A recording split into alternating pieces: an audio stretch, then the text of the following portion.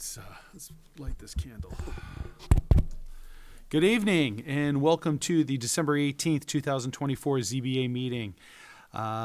Will you all please rise for the Pledge of Allegiance?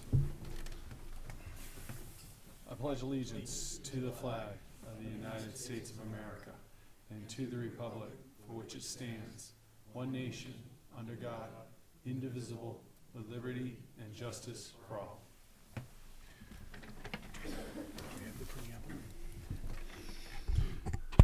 All right, so if anybody here plans on speaking this evening for a petition, against a petition, about a petition, if you're going to be doing any talking tonight at all, I need you to raise your right hand. Nobody here's talking? Raise your right hand. Nobody's gonna, I gotta swear you in. So if you're gonna talk on a petition, raise your hand. If you're going to talk about a petition, if you're going to talk for a petition, against a petition, if you're going to do any speaking tonight, raise your right hand. Do you swear to tell the truth, the whole truth, and nothing but the truth, so help you God? I do. Thank you. Tonight we are going to have Rod sit in for Scott, and great. Chuck, you'll be sitting in for, because he hasn't been sworn in as a full-time member, you'll be sitting in for Lynn, who's no longer on the board. So he will be active this evening. And then I will have Rich, if you could read the preamble, please. Absolutely. Good evening to those in attendance and watching at home. For the benefit of those who have not previously attended a zoning board hearing, the procedure is as follows. Petitions will be heard in the order they appear on the agenda. However, the chair may change the order at their discretion. The board will treat all petitioners, their representatives, abutters, and interested parties fairly and with respect.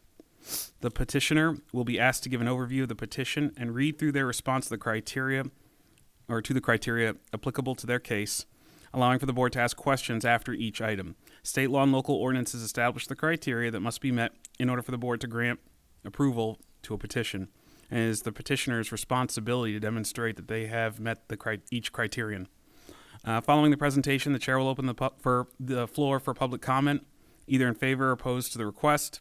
If necessary, an opportunity for rebuttal will be offered to the petitioner in public.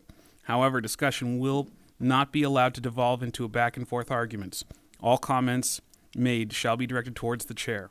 Should a question be asked, the chair will pose the question to the petitioner. After the chair will close the public hearing, the board will deliberate and vote on the petition. So at this time, please silence all mobile devices. Thank you, Rich. The next Zoning Board of Adjustment meeting will be on January 29th at 6:30 p.m. in this room, the Matthew Thornton room. When you come up to speak, I'll read out the petition. When you come up to speak, make sure that the microphone is bright green. There's a little button on there. You may have to push it. You want to make sure that it is green before you start speaking. Unless the board has any questions, I will begin. All right. First petition, Dino and Josephine Frioni, petitioner owners variance under section 2.02.1A.3G of the zoning ordinance to permit an accessory dwelling unit ADU where the owner occupies neither the ADU nor the primary dwelling unit. The parcel is located at 6 Hayes Way in the R1 Residential by Soils and Aquifer Conservation District, Tax Map 6C, Lot 197, case number ZBA 2024-26. If you could both state your name for the record. Josephine Frioni. Frioni? Oh. Dino Frioni. Dino. Welcome. So if you would like, or if you could you just give us kind of a overview of what we're looking at before we go into the 5 points of criteria? Or you kind of tell us what we're looking at the moment. Good evening, and so you can hear me? Yep. Yeah.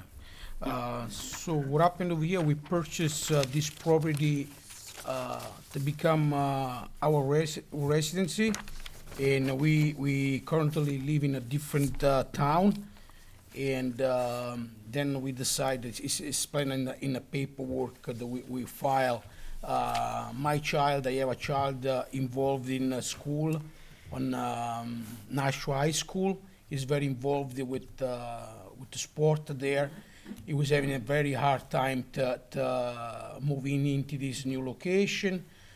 And as a matter of fact, we pushed as much as we could, and then it was devastating for him, so we decided not to do that anymore, and we decided to rent the house. And I had no knowledge that to rent the house that makes the lower level different part of the house. I was not aware of that. So I guess we got we listed the house for rent sometimes in September, because we tried at the really very end before the school starts. It didn't work out. You know, it was crying, constantly crying. So anyway, and then somebody within the city hall reached out to us saying that the apartment down below, you gotta be registered as somehow. I'm not sure even As a how to mention it. separate So when you bought the house, it wasn't it wasn't put in any of the contracts or anything that was an ADU in the bottom, or the home inspector, nobody had brought that up to your attention? Do you want to talk? No. No, the intent was to move in Yeah. for us to Sure. move there. Yeah. Um, With my elderly, I- 83 years old, the mother-in-law, which is her mother, she's a widow. We will try. Make sure make sure you keep the mic on. You You don't have to hold it. You just, as soon as you push it, Oh, it stays on. okay. It stays on. Yeah. So it's Sorry. the first time I never Yeah, yeah. done Nope. something like No, this it's okay. before, so it's very new to me. No, So the intention was, it was very rushed too. I don't know, can I refer to Mr. Patrick? Yep. So it was very rushed too. We were not ready. We were not out searching for a house. The neighbor called me up on a Sunday, said this family is about to lose the house. You guys interested? Really, it was a deal like that. We went over it. The people were almost a year behind the mortgage. The bank were to take the house away from them. So we stepped. We didn't do on our own behalf as well. We didn't do the research. We need to do it. We went in. We see the 4-bedroom. We see the 2 garage we don't have. We saw the lot. We live really next to a very tight neighbor. We saw the potential of my mother-in-law now finally bring her with us because we don't have room right now. So it was was everything done really fast. Okay. With the idea, as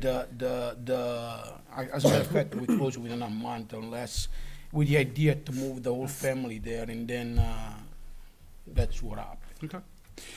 Do you have a question for me? Just a quick question. When you bought the house, was that apartment already there, or did you remodel the house to put the kitchen, the bathroom, the extra? Mr. Rob, I wouldn't even call that an apartment, because when we went to see the house, the basement was completely finished. There was It was no there before. stove there, but the basement was already finished. The bathroom was there. We didn't add anything to it. We just redid it. But when we walked down there, the basement was finished. It's not even a basement. Yeah, it's not even a It's a basement. It's ground actually, floor. it's only 3 feet below ground, so it's 5 windows all the way around, 5 or 6 My windows. question was, did you remodel it to add like the bathroom? Add No, like it was the, already, Bathroom was Mr. there, Rob yeah. was already there, was everything existed. It was already there. thank you. Yeah, no problem. So there's 5 criteria. I'm gonna go into that. If that's okay with We, the board. the only thing we did, we brought it in, I don't wanna lie, we brought in the stove. The stove wasn't there. But everything else was already, and it's still like the way it was, like, you could see the tub, the shower, it's an old shower, it's nothing new, you know. We Okay, thank you. painted, we did the flooring, things like that, Okay. new ceiling, but So the 5 criteria, if you could just go through those one at a time. If Sure. you could stop afterwards in case we have any questions. Sure. So I already went over the intent that we were gonna move in and have my mom there, but, so granting the variance would not be contrary to the public interest because it expands, supply of affordable housing in a very tight and competitive market. And it also reduces the need to build, new developments. You have the same granting of variance as we do?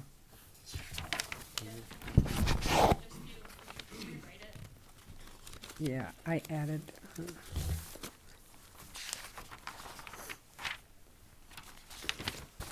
I think that's the one that we have. Yeah, so he wrote, not increasing any traffic by having tenants, I did that on the second one. Okay. So, ADU that owner is not occupying the house. Okay, so granting the variance would not be contrary because we're not increasing any traffic by having, any more or less tenants. There's still 3 versus actually there was 4, potentially 5 of us in the house where now it's 3. Just out of curiosity, and I don't know if you know this or if the town happens to know this. Do we was an ADU ever approved on this lot before? No, it was not, which is why they received a violation letter on behalf of that. Okay, so somebody who was living there previously built an ADU and didn't tell anybody. Yes, that is correct. Okay. Number 2, spirit of the ordinance. So, the spirit, only 3 adults will be living in the property. We're not really increasing any traffic by having any additional occupants. Like I said, we set up the property to,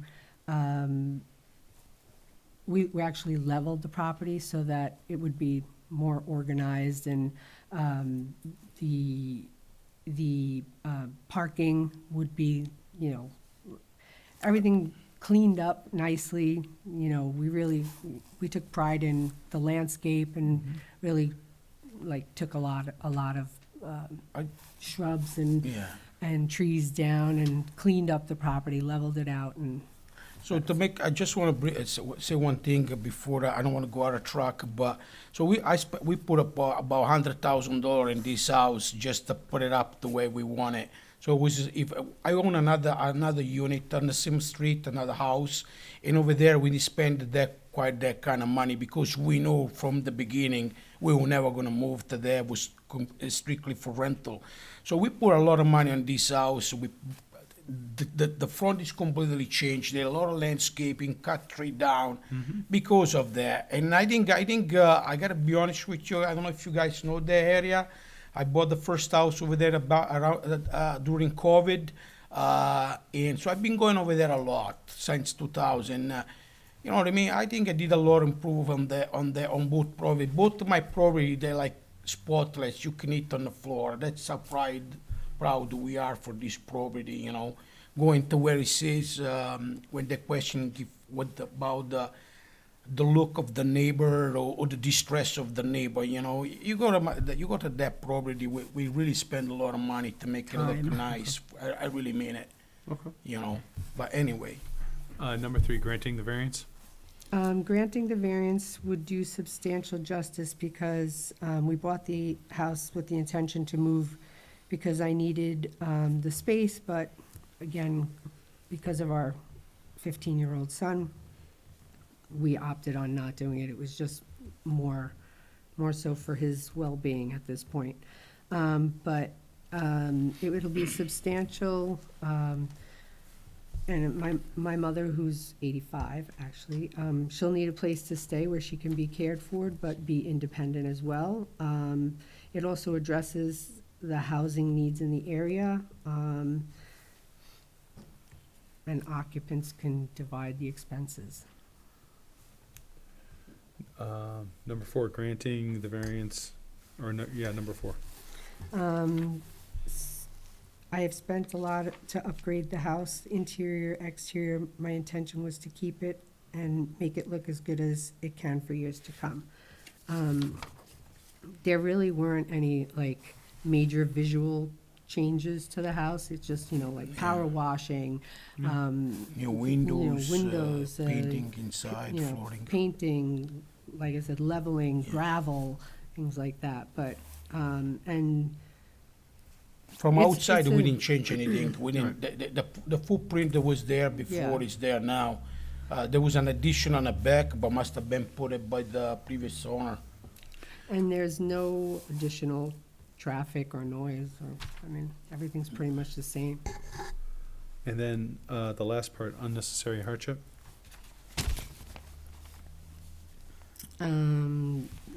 So, again, we were moving in, to us all as one as a family. The intent was to move in as a family, but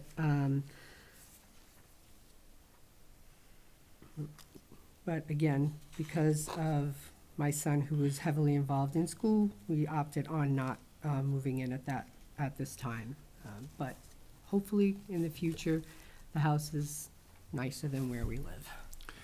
So, one of the things, so if this isn't approved this evening, the kitchen would, it sounds like the kitchen would probably have to be taken out of that area. So, but it sounds like you also done a lot of work to it, and to your point, you said it was built beforehand, and town agreed to that. But if your son is in school right now, so if he's 15, so you're probably not moving in for about another 3 years? He's 16 now, actually. Couple of years. Yeah, Another 2 years, another 2 years before you move in? Okay. The board. Before I open up the public hearing, is there any questions? Chuck?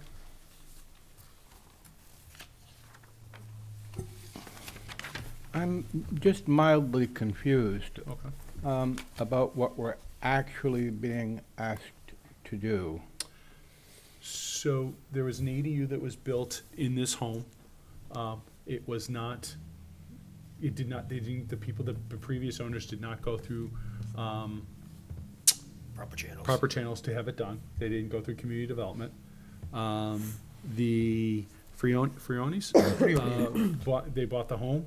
They listed the room or the ADU section for rent. That was kind of flagged as it hadn't been gone through, the people previous haven't gone through it. They went down to community development, and subsequently community development is, now they have to get a variance approved to have the ADU in there because the people prior did not do that. So that's why they're here for that purpose. Well, the ADU isn't really what I'm confused about. Okay.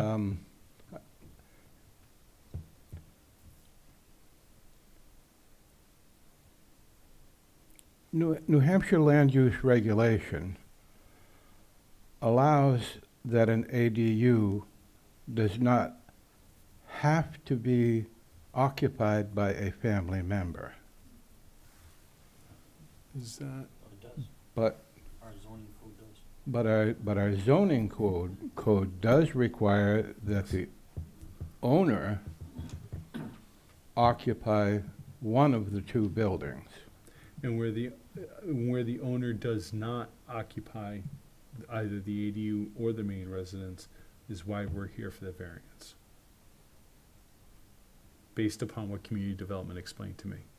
So there's actually two variances, one for an off-site landlord and one for an ADU. Nope. No, is it- that is, I'm sorry. sorry, Go- no, go ahead, Patrick, Colleen. it's Yep. just for the fact that the homeowners are not going to be living in one of the two units. Whether it's the main home or that ADU. So we're not questioning, And what about, Approving the ADU. what about the compliance with the present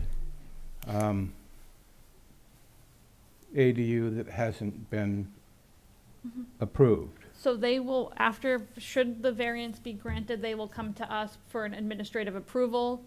We will review the ADU, have them sign some paperwork, get that recorded, and then they will subsequently be granted administrative approval for the ADU, and their ADU will then be permitted.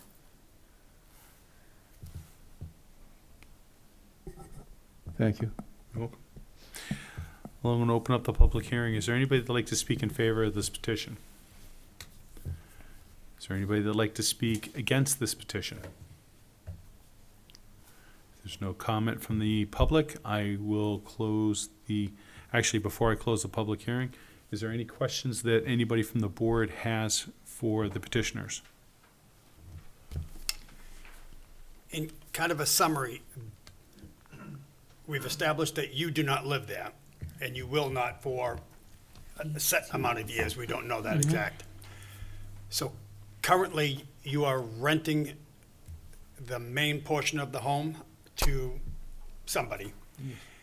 And you are looking to put your mother or mother-in-law in the ADU, or you, Eventually. No with the rental. No if I didn't move in. So- I won't put my mother-in-law with the no, somebody I'm not saying that's that not you the rent family. into your mother-in-law, but the two separate families, one will be Right, one will be. some sort of a right, person renting, And and the the other other- will be mom. in the Eventually. ADU, that- should it be But not approved? now. No, Rob, no, Mr. Rob. So no, won't be another set of person. Will be either us with my mother-in-law down there.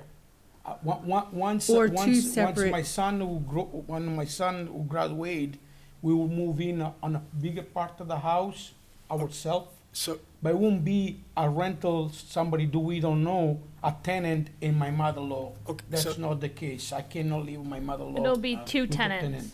Yeah, Two so tenants, right now, Rob. it would be two separate tenants.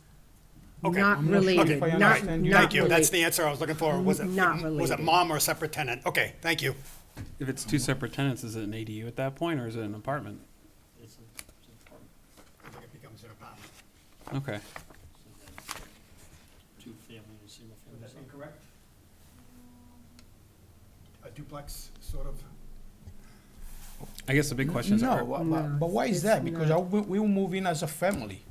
The So- only reason the only reason right now, because I put that stove down there, so you guys are calling this a AD, and I'll follow that concept, but the intention will be, when we move in one family in one house. It's not gonna Yeah. be, Yeah, there's But no separation. there's no separation, like this house has one entrance, ladies and gentlemen. Should and we yes, say yes tonight, you will then rent two separate apartments, a Well- house and an ADU. You will rent two separate.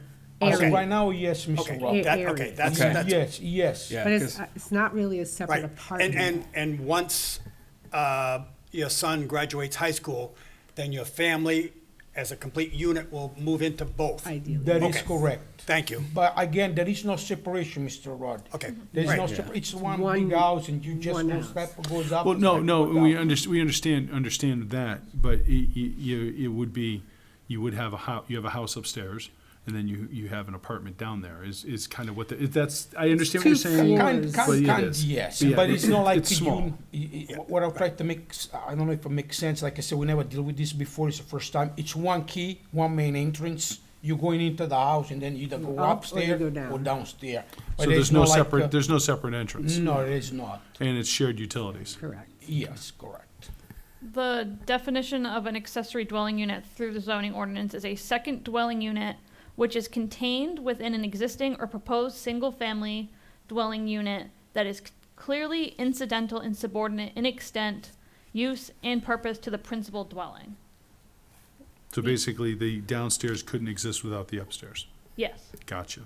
That's what my understanding was as well. can you, like, So I'm not really sure how the ordinances are written in terms of ADU being allowed. I thought ADUs could not be rented out. No, they can. They can. It doesn't They have to can? be to your Okay. family. It doesn't have to be, it could be to anyone. I knew that, yep. Ah, Doesn't an ADU require a separate entrance? With an adjoining, with a joint wall Right. and an entrance back and forth to the two units. Right. It doesn't have a separate entrance. Well, it still has an entrance, but I don't think it requires like a separate one. Let me yeah, I don't just- think you need a separate egress for an ADU. I guess. Technically, sorry if I interrupt you. Technically, if we want to make another entrance, there is another entrance, which is the back side of the house. It's a full entrance that also brings you just to the, Oh, to the lower part? Yes. Okay. so. But you'd be going through like a utility room. You Yeah, gotta go yeah. to the utility, but it's not going down, it's not bulkhead, it's a full door. So if you wanna call there an entrance, that could be an entrance, but also, I see more like fire escape as well. Through the mechanical room. But Ben, I think you're right, though, I would agree with you. All right, is there any other further questions? No other comments from the public. I am going to close the public hearing and open up conversation for the board. I am uncomfortable with this. I fully understand what they're trying to do. My thought would be that, since there's not an immediate family looking to move in, then just before that they should move out of Nashua and into Merrimack, at that point, this would all be a moot point, because the primary owner will then be living there, and mom can move in. Would that be correct? So, I think they're asking us to do something 2 or 3 or 4 years before it's necessary. Actually, they're invited, no. Colleen? It's needed now because they're not living there, because the primary owner of the unit is not going to be occupying one of the 2 units. So in 3 or 4 years, this will be null and void because the owners will live in the house. Assuming they move in the house. Assuming. Yes, that is correct. Assuming they We have move no in. control over that 3 Nope. years down the road. We do not know. We have to look at the here and the now. Yep. We can't do the what ifs. I know what you're saying, but we can't look at like what, But we, all right. I'm still mixed on I'm this. not comfortable with this either. okay. Is somebody's mic not on? Mine's Alright, on. Ben, I did find your answer about the doorways. The construction of any exterior access way which are required for access to the ADU shall be located to the side or the rear of the building whenever possible. The ADU shall be designed to remain functionally dependent of the primary dwelling unit and shall not have any provisions for separate utilities, garages, driveways, and other similar amenities. Right, So they don't have a separate, I understand that. Stuff but like they- that. But they should have a private entrance. no, they can have a shared entrance into the unit. Really? I believe so. That's how I would read it. Yeah. But like Mr. Frioni said, there is a separate entrance out the back that provides for fire safety purposes. And this is an already existing structure, so you kind of have to be lenient with that. It's already existing. It's a split level ranch, per se. Chuck? I understand that we are here to try and accommodate difficult situations relative to the 5 criteria. But I think this goes beyond that this evening. My first indication was that I was a little confused. I still actually am confused because the testimony that we've heard suggests a lot of different possibilities, but no finite answer to any of those. And so there are a number of things that could happen here. If they're petitioning for some kind of workforce situation, they could do that.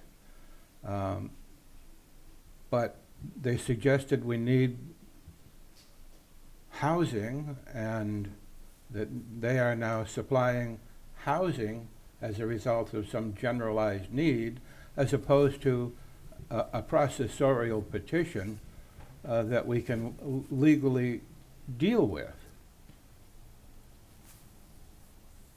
And so I'm very uncomfortable setting a precedent to violate this particular ordinance without a more specific application on the part of the petitioner. We are accustomed to hearing a great deal from engineers and lawyers and other presenters. I'm still left with a lot of questions about how this actually would turn out if we decided to give a variance and conditionalize it in some way. I'm not sure that we have a thorough basis upon which to stand to do that, other than our express wishes that everyone that lives in the town of Merrimack be happy. Rich? Another way of summarizing that is, in effect, with this variance, you'd be approving a 2-unit dwelling in a single-family zone. That's where I'm actually hung up. Is I maybe this is just my understanding of ADUs. I'm a little confused on the differences between renting out an ADU and you know, dividing out a single family home. So I'm a little confused. I guess my only concern with this is not the ADU and not that the owner is not living at the property. It's the renting of the two units that There's nothing in our zoning ordinance that restricts them from not renting it or tells them that it has to be family occupied by like a family member or anything like that. The only thing that it restricts them is I know, and that's because of a the- change I think that we made to the ordinances. Because I remember when I first started, there was actually a wording in there that you had to be a Yeah. blood relative to the Yeah, and I occupant of the think- ADU. And I think state law prevented that from occurring. Because there's no way for me to prove that grandma is your grandma is your grandma. You're kind of right. thing, No, yeah. you're absolutely right. So, True, but the purpose but of, I think it was changed in state law, but I'm not 100% sure on that. the purpose of an ADU is to provide housing, not to provide rental income to anybody that walks in from the street. That is correct, but you have the right to rent a bedroom or your lower floor if you choose, kind of thing. Even if they lived in the house as the primary dweller, homeowner, they could still rent that bottom floor out, should they wish. If it was a permitted ADU, they could rent that out. Whether if they lived in the house, and for that, yeah. I mean, in essence, you can Airbnb a room in your house. If you Can I still say something, or I can say nothing no more? Okay. Yeah, sorry. No problem. With that being said, do I have a motion?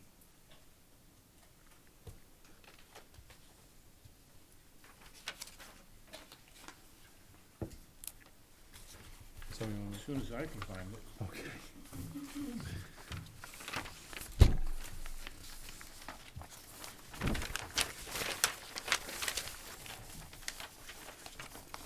I apologize, I can't find that.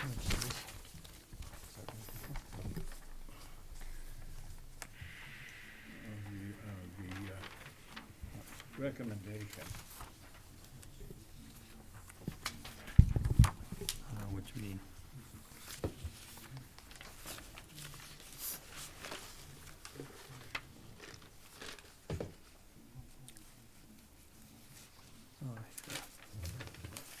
Here, here. That's it.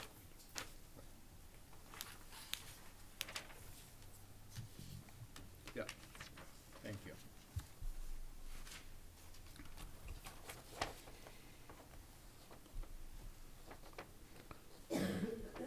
I make a motion to deny the variance under section 2.02.1.A.3, parentheses G of the zoning ordinance in the permit, to permit an accessory dwelling unit where the owner occupies neither the ADU nor the primary dwelling unit for the following reasons. Which criteria are you, what specific criteria? That it's contrary to our zoning ordinance. That's why they are asking for a variance. And that it establishes 2 rental units in a single-family residence zone, So, contrary to public interest, contrary to public interest. and is there any other spirit or anything I else? would say spirit of the ordinance as well. So, motion to deny the variance based upon spirit of the ordinance and public interest? All in favor of denying the We need a second. I need a second, sorry. I'll second it. Second, okay. I'll second. Motion made by Chuck, seconded by Rich. All in favor of denying the petition, say aye. Aye. All opposed? 4-1-0. The petition has been denied.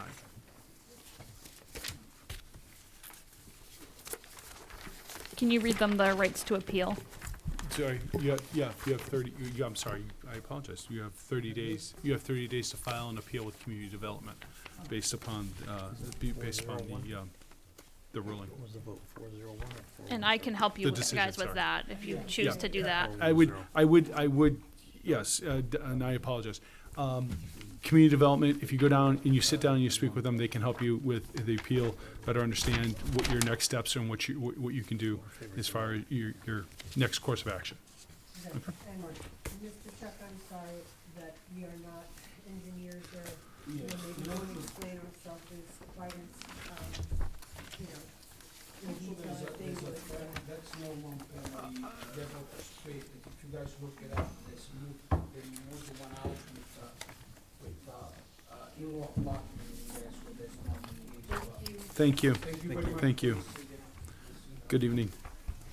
Next, Eric Hanvenquist, petitioner and Courier Orchards LLC owner, variance under section 2.02.1.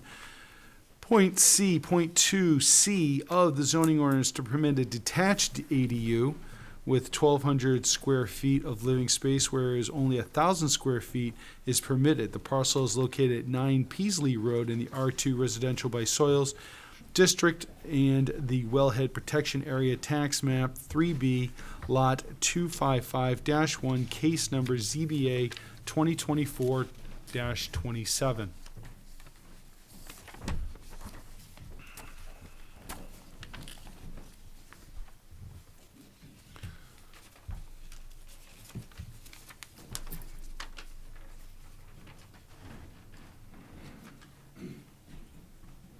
Gentlemen, you're both sworn in? Okay, yep, if you could just, in the mics, make sure the green light's on. If you could just state your names, please, and address. My name is John LaFave with Fieldstone Lake Consultants on behalf of the client. Okay, you want to pull the mic a little closer to you?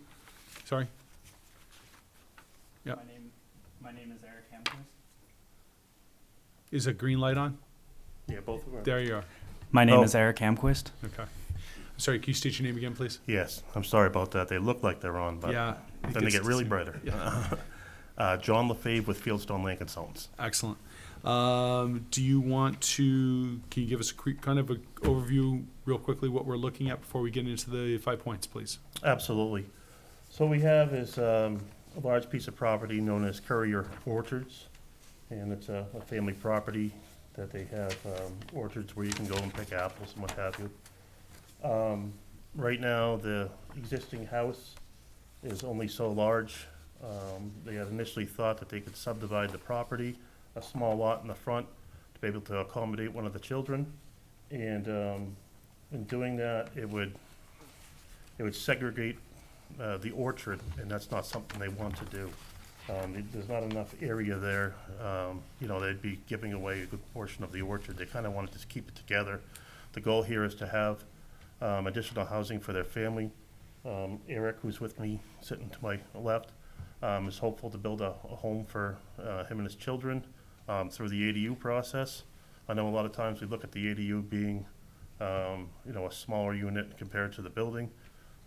This essentially is the same case, but with 1,000 square feet. It'd be slightly small. He was hopeful to increase it to 1,200 square feet where it would accommodate his family.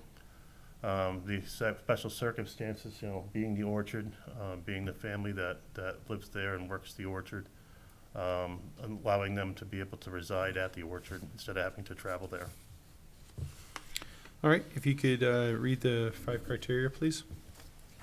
And if you So- could stop after each one, just in case there's questions. Sure. Thank you. Did you want to add anything before I do that? No. Okay. Thank you. Granting the variance would not be contrary to the public interest because granting this variance would allow for reasonable increased use of existing property. The ordinance already allows for 1,000 square feet ADU to be built on the lot, and expanding this footprint by 200 square feet would not be contrary to the public interest. This minor expansion would not violate the basic zoning objective of constraining the size of ADUs, and it would allow for our client to construct a building that meets his needs and the needs of his family. The need for affordable housing has continued to grow, and utilizing the site for additional housing would be benefit to, excuse me, gotta flip. The benefit, excuse me, would be a benefit to the town. The resulting structure would still be secondary to the primary residence. This addition to the site will not create any health or safety problems and will promote additional housing. Since this proposal will provide the above while resulting in no negative impacts to the public, we believe granting this variance would not be contrary to the public interest. So I guess my question is, I'm just curious, given the situation, why go down the ADU route and not subdivide and just build a house? So, per the current regulations, in order for it to be subdivided, the soils necessary to subdivide the property are in the orchard area. And they would be subdividing off the orchard, and they want to keep it whole as a family. Yeah, in short, just not enough room to subdivide it. There's not quite an acre there. They were only Okay. looking to kind of have it in the front. They didn't want to subdivide the property. They were just looking to provide housing for their family, the needs that are And is it- existing. Is it going to meet all the other criteria such as shared utilities? Yes. Okay. So, Wait, it's a detached unit and it'll have shared utilities? well, I assume that they'll have one electric bill. I don't know that it'll be separately metered. It's one property, just like the barn, utilizes the same power. There's a barn on the property, there's a house on the property. Yeah, but according to the map here, that where they're building it is nowhere near the house nor the barn. The proposed, So Actually, there's a mic behind you if you're gonna talk and move. I think what he was, We're looking at right here. So we see the structure, and the structure's where the orange thing is. And that actually has a separate driveway, and it's not near the house or the barn, so I'm not sure how it would share utilities. It's almost like it's almost building like your separate little house or apartment. It's two just my detached observation. units have to have it. Hmm? Detached units have to have separate utilities. I'm don't- just looking that up right now, sorry. That, Bear with me. I'm just saying from that perspective, but anyway, Rich, it was your question, I apologize to step in. well, actually, my question was really more you'd mentioned that it could have a separate meter but still be billed the same. And I don't really know how that works. Do the utility companies just consider that? I don't know the question. I mean, I imagine they need Yeah. power. It's all billed to the same person. I don't know how it works. There's a barn there. I don't know that Yeah, it's but it's- separately metered. It's two separate bills. Oh, it is? Yeah, this doesn't meet the ADU requirements because you don't have common utilities, number one, and number two, it's a detached unit, not a attached unit. We allow detached ADUs in town. Yes, we do. I'm just trying to find the provision that says it has to, or it doesn't have to have Yeah. conjoined utilities. What I'm looking at says it needs to be attached with a door going back and forth. Needs to share the utilities. Keep, next page under 2.02.1C, conditional use permits, 2, pursuant to the authority of 67421, the planning board may grant a conditional use permit for an accessory dwelling unit in the residential district. The following criteria must be satisfied in order for the planning board to grant a conditional use permit, So and then it's- lists several It's a criteria. separate. Where yeah. was that again, please? Under what page? 2.02, it's on page 2-12. Chuck, is there anything you wanted to add before we go to the next criteria? Once again, I'm a little concerned here simply because, Make sure your mic's on. excuse me. We heard testimony from Fieldstone Land Consultants that the property can't successfully be subdivided.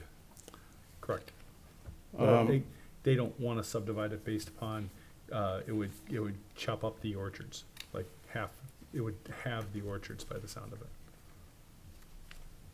So, Well, I don't see any evidence-based testimony that would be disagreeable okay. to performing the regular planning board route.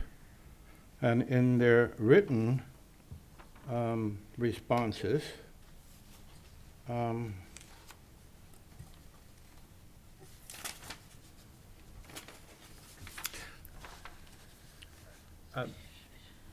they say that the R3 soils would be separated from the desired building location by wetlands and would split the ownership of the orchard, but this is intended to be a family operation. I wouldn't think that they would have any difficulty having some contractual arrangement by which they could subdivide 25 acres and, Right. and build a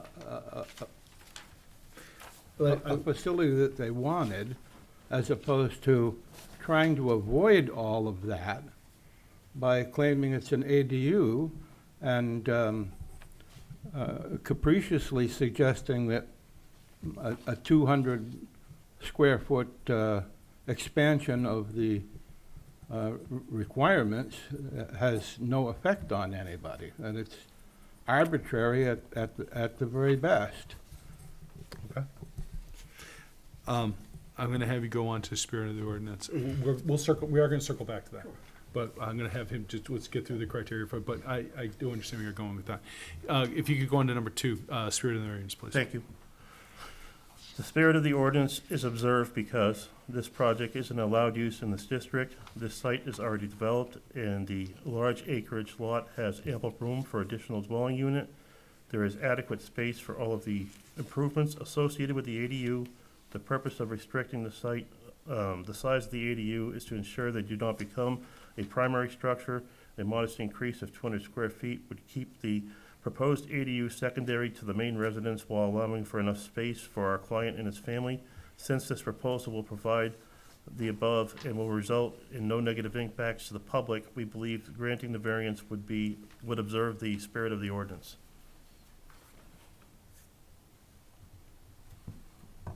Do you want to say something? We can circle back?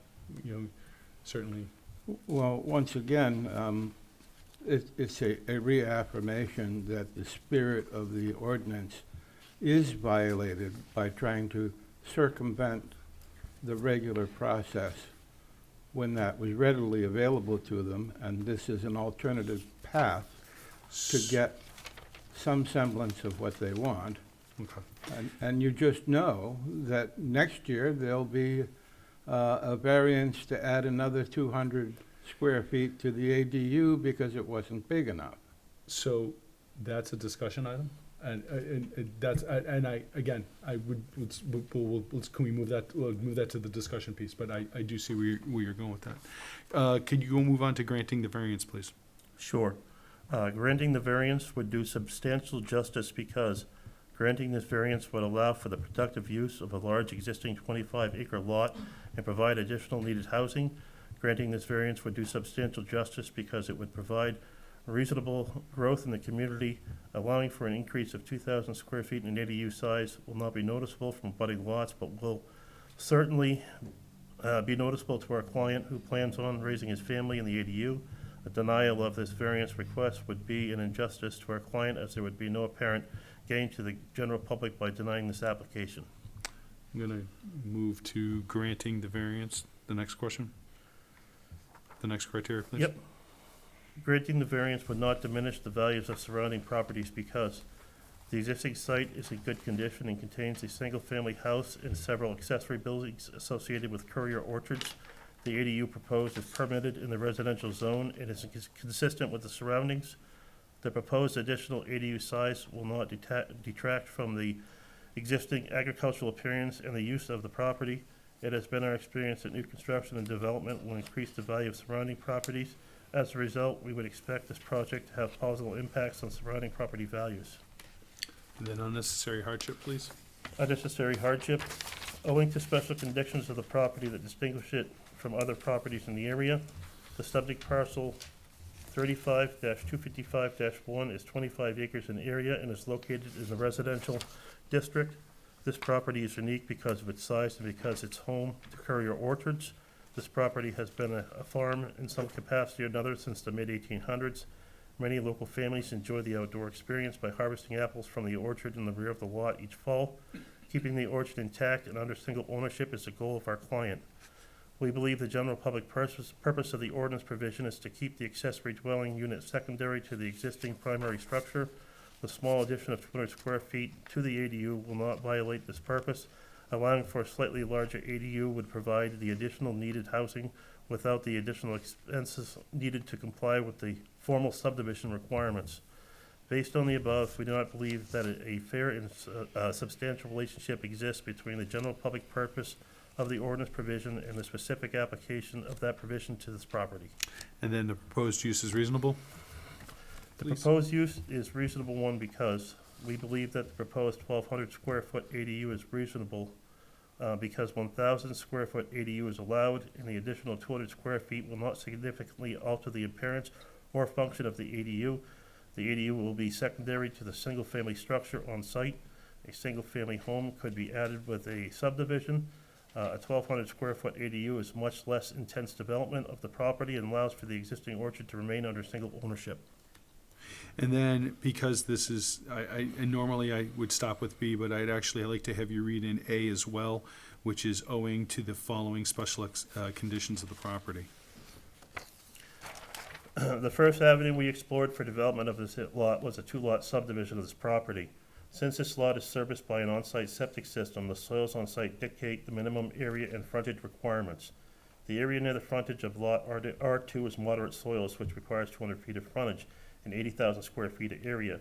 The area locus to the apple orchard contains R3 slight soils. R3 regulations of 150 feet of frontage and 40,000 square feet of land would allow for a two-lot subdivision. Section 3.02.5 of the zoning ordinance allows for R3 zoning requirements as long as 25,000 contiguous square feet of area are R3 soils. This could be achieved by dividing the area of the apple orchard between the two proposed lots. This is undesirable since the contiguous R3 soils would be separated from the desired building location by wetlands and would split the ownership of the orchard. An ADU is a less intense addition than a single-family home and associated improvements. This uniquely shaped lot, which is encumbered with some moderate soils and wetlands, can accommodate an additional 1,200 square foot dwelling unit. By zoning regulations, it could accommodate an additional single-family home, but dividing the orchard is a much less desirable plan for our client and the town. We believe that the additional 200 square feet of floor area we are requesting will allow for reasonable use of the property without requiring an unreasonable subdivision. Okay, I have thank a you. few questions about that. Sorry. I just real quick, and I know, and I do want to give Chuck a time to expound on what he was saying before, but so I want to make sure that we're focusing questions at this point, and then we'll have a discussion. And at that point, I think that based upon what you were saying, unless you have some questions specifically, sir, I think your discussion items are very much something that does need to be brought up at that time. But I want to leave this at the moment for any questions directly to this. I think, Rich, you had some questions. Ben, sounds like you may have some questions as well, but. Yeah.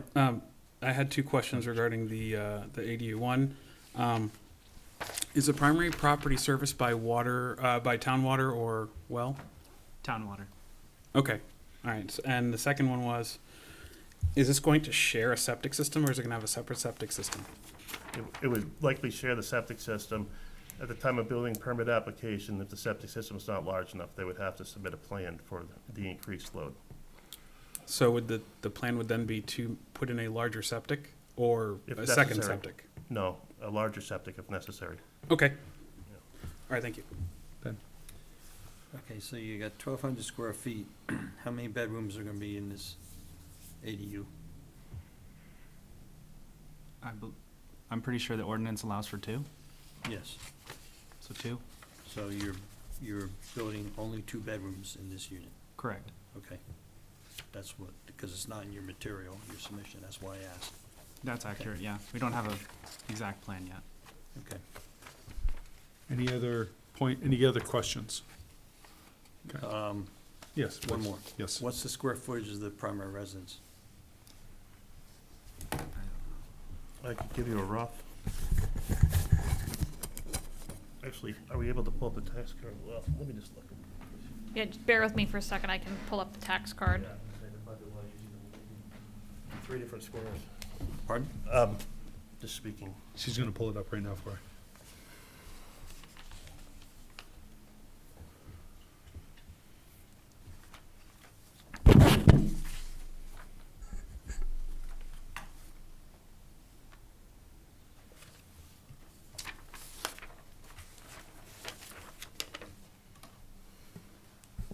I believe it looks like it's almost 4,200 square feet in size, and I'm not sure if that includes the garage or not. Okay. Well, that's sizable. So I'm gonna open this up to the public, unless the board has any other questions at this point. Okay. Is there anybody that'd like to speak in favor of this petition?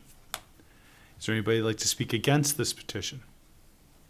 I have two letters that I want to read in to the public comment before we open up for discussion. Dated December 16th, 2024, Community Development Department, 6 Biscuit Lake Road, Merrimack, New Hampshire, 03054. Dear Sirs, I am replying to your letter regarding Eric Hamquist's request to have permission to add 200 square feet of living space to authorize an authorized 1,000 square foot located at 9 Peasley Road. I am in favor of this request. I have been a butter of Eric Hamquist and Courier Orchards for about 60 years. He has a wonderful neighborhood and an asset to Merrimack. If you have any questions, feel free to call me, Carl Quimby of 125 Natticook Road, Merrimack, New Hampshire. Also dated December 17th, 2024, to Community Development. Dear Sirs, I am responding to your notice regarding Courier Orchard and Eric Hamquist's request to permit a variance to build a detached ADU at 9 Peasley Road. I want the zoning board to know that I am writing in favor of this project. I have known the Courier family for over 30 years and have had the pleasure of working alongside 3 generations of the family, and they are an asset to the Merrimack community. Please vote in favor of this project to ensure the orchard remains a viable part of this community for future generations. Sincerely, David Quimby of 5 Peasley Road, Merrimack, New Hampshire. Is no one else is looking to speak in favor or against this petition? I am going to close the public hearing, and I am going to open this up for discussion. Start with Chuck. I know that there were some items that you would like to discuss. You have the floor.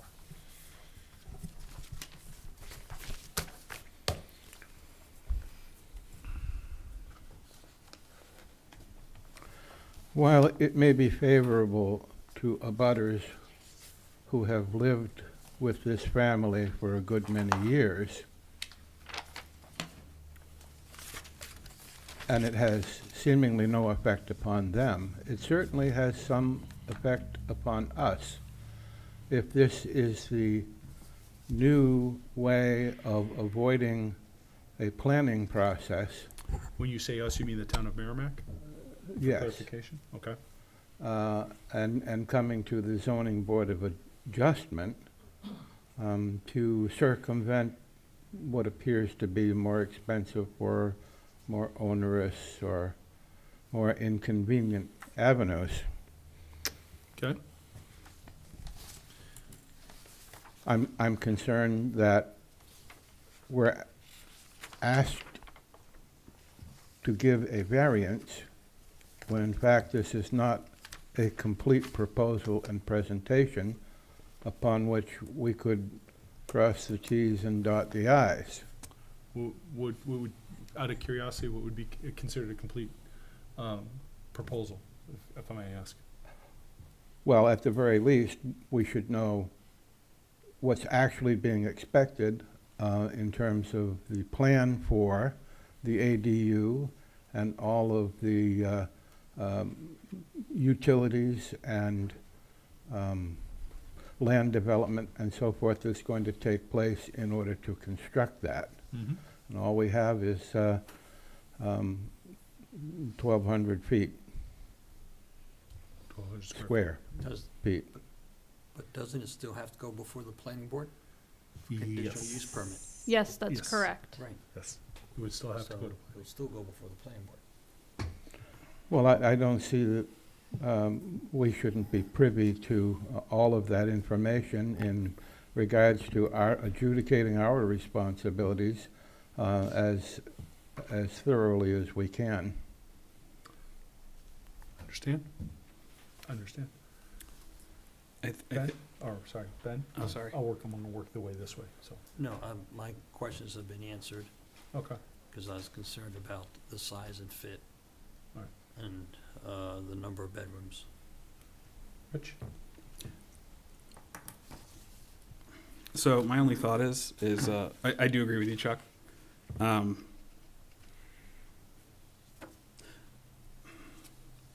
I think this, although this seems like it doesn't make sense in terms of classifying it as an ADU. I got to be honest. I don't know that I would grant a variance that for subdividing this property, because it sounds like they wouldn't meet any of the criteria for being able to either service it with septic or divide it out properly because of the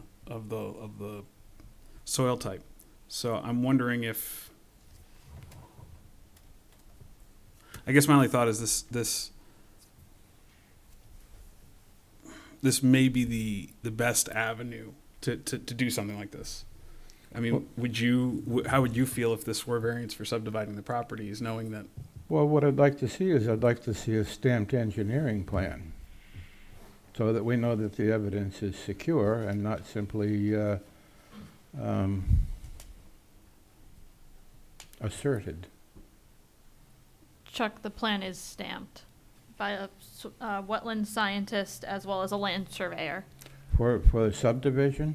No, they don't. They're not proposing a subdivision, so Well, no. they say they're proposing this because they didn't feel that they could subdivide. I find it so very difficult to believe that a 25-acre lot can't be subdivided in some way that is agreeable to them.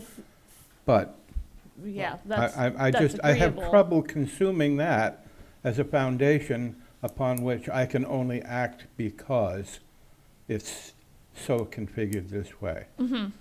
If what they're asking is, do we want to help a historic farm in Merrimack with, consolidating its wealth to the community and all the good things that everybody always liked about Ever and Trudy? I'm 100% for that, but we're talking about process. And I'm not sure that this process is the right one for us as a town. Mr. Chair, Um, may I speak? sorry, hold on one second, please. Thank I closed the public hearing, so closing public hearing, that kind of stops that. If you give me 1 second, just let me have Rod talk. I will reopen the public hearing to allow you to ask your question. I was kind of lined up with Chuck when I entered the meeting until I was introduced to the conditional use permits allowing ADUs to be separated. As long, where I stand now, as long as they continue to use joint utilities as required, I still have a minor concern with its own driveway. It to answer that, does not have to have separate utilities. It doesn't have to have combined utilities. The only part of our ordinance that restricts utilities is when it is an attached unit. Okay, I'm not seeing But that, for like okay. That's under, it's on page 2-11, and that's just for attached units, so that does not apply for this one. Okay. I'm So not therefore, seeing- there's no restriction to say that they have to have separate or they have to have combined utilities. So in seeing that and hearing that, then I am not against this. It appears that they're following it, and the true issue is going from the 1,000 to 1,200. Whereas walking into the meeting tonight, I was concerned with it being a separate building, and it is, but it's allowed. I'm gonna reopen the public hearing real quick, gentlemen, just to, for the, Mr. Chairman, sir, yes. I had another comment. Okay, I was gonna let him, okay, before you'd like to make a comment for him, please. Go ahead. Just as a follow-up for my concern about process. Mm-hmm. We're opening the door here to people not thinking that 1,000 feet is sufficient for an ADU. Mm-hmm. And we don't really have any standard by which we can measure an ADU, except in the ordinance, it states it's 1,000 square feet. Mm-hmm. And as I said earlier, I think it's capricious and arbitrary at 200. And how it will fall out from there, I have no way of knowing what the future holds. Mm-hmm. I understood. Because at what point does it become 250, 225, so on and so forth? Just give me 1 second, let me reopen the hearing. You have a question? You want, I or just something, a wanted statement to- you want to make? Thank you. I just wanted to respond that, no, the subdivision is less desirable, and the avenue chosen was an ADU, and the hardship being the property in order to achieve the goal of having the ADU with the family is the size. They were hopeful that they could do that instead of subdividing it. We don't have a plan here to subdivide tonight. Mm-hmm. We were looking for an increase in the footprint size to accommodate the family. I'm going to close the public hearing again. Is there any further, my comment to this is that, I honestly, I think I was kind of I echo some of what Chuck has said, I echo some of what Rod has said. My biggest issue is literally the 200 feet. The zoning ordinance does call for 1,000 feet detached ADU. I think in the purpose of what an ADU is set up for, as far as taking, in majority of the time, most ADUs are put in place to take care of elderly parents or in some cases, children that just may need extra care but are adult children. And so 1,000 square feet, and there's a reason that's been put in place. That's the reason the town agreed to that. It's the reason that's it's the reason that we have that. And to say now 200, once it become, and to Chuck's point, once it become 225, 250, 300, 350, and then at what point, 1,200 feet, there are homes that are, I've seen, that are 1,200 feet that are being sold. So, at what point does this go from an ADU to a house? So, I have issue with to be honest with you, with the 200 square feet. But that's my take on this. Like I said, I echo some of what Rod said, I echo some of what Chuck has said, and I understand what the petitioner is looking to achieve as well. But I think the asking for the extra 200 square feet, and it may seem as minuscule as it may seem, to Chuck's point, at what point does it become 300, 400, so on and so forth. That's my take on it. Added comment, Yes. if they get approved for the 200, in a year, 2 years, 3 years, they want to extend it another 200 for another bedroom, do they need to come back to us? Do they need to go back to the planning board? They would need to come back to us, definitely. I'm not sure about the planning board, but I would think so. For both, if they wanted to add say a third bedroom or add extra square footage to expand their kitchen per se. So even if they should decide, add a deck that's a 10 by 10, well, that's 100 square feet. but I That mean- would not be included in heated living space. So, I mean, they could have a 10 by 10 deck on this, and that wouldn't be counted towards their square footage of their unit. Only heated living space. Okay. And that said, granting this variance would allow them up to 1,200 square feet. It doesn't necessarily mean that they're going to build a 1,200 square foot. It could be more like 1,500, or not 15, 1050 or something like that. But without the plan, we don't know for sure. Any other points of We don't have discussion? a floor plan yet, do we? No, we don't. Any other points of discussion? If there's no other points of discussion, do I have a motion?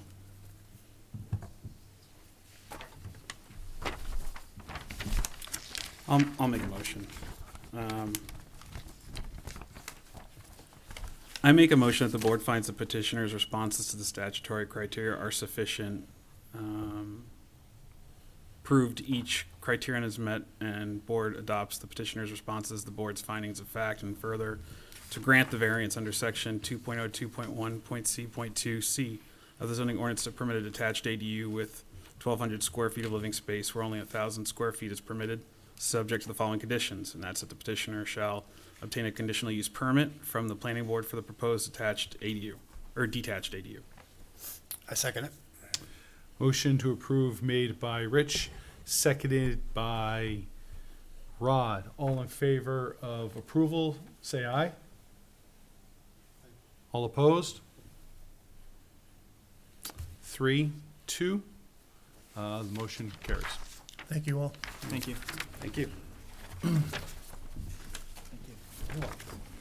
You do have 30 days in which, thank you for reminding me. You have 30 days in which somebody can come back and appeal the decision. So. Chuck, you voted in opposition, correct? That's correct. Okay, thank you.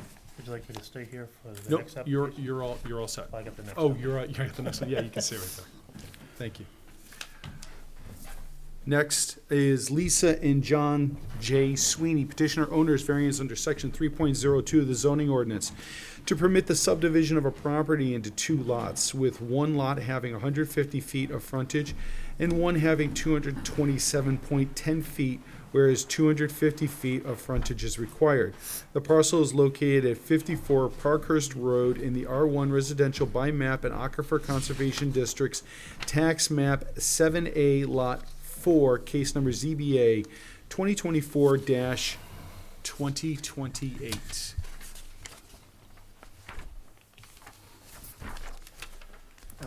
Thank you, Mr. Chair and members of the board.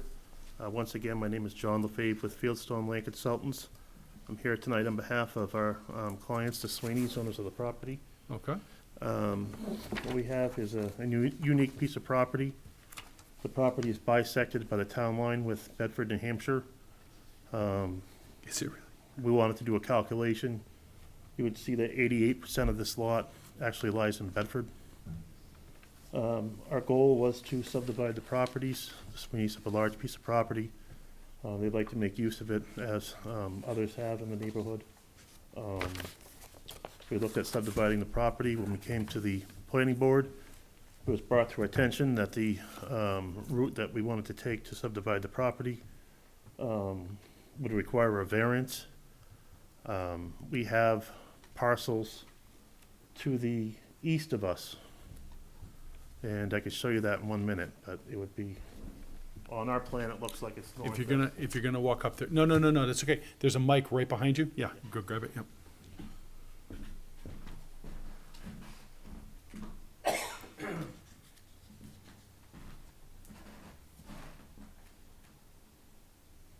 Can you hear?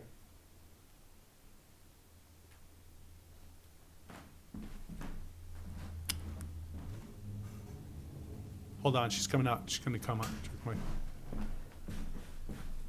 It's okay, I can actually pull it up on the big screen. Wasn't It won't power up.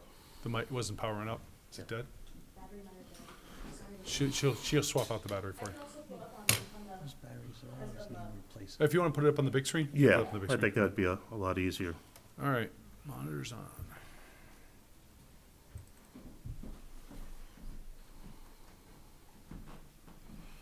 Thank you. Okay, let me see if I can rotate this. 1 second, please.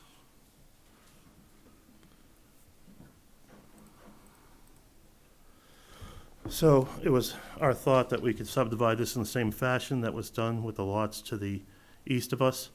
If you take a look at the plan is orientated with north to the left side of the page, so it would be all the lots to the top of the page from us are abutting lots. If you take a look behind you on the big screen, This is the reference plan that was done. These lots were all subdivided with 150 feet of frontage and using Bedford's building setback regulations. We also have the existing home and the home that was subdivided out of this tract at the same time that this plan was done, was subdivided out with 200 feet of frontage because zoning at the time was R1 by soils. There has since been a change to the zoning where it's R1 by map. While we do have the soils to accommodate it, because of the zoning designation on that map, we're not allowed to use it. So here we are tonight. We'd like to be able to use the Bedford portion of the property.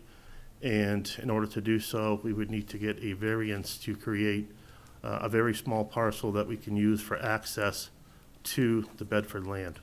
So I'm looking at the map up there and I see a big orange, and then I see the blue. I'm assuming the blue is their back property line? So the blue is the proposed lot line. What we have in front of you is a proposed Oh, so the subdivision. whole plot is what is outlined in orange is their entire plot?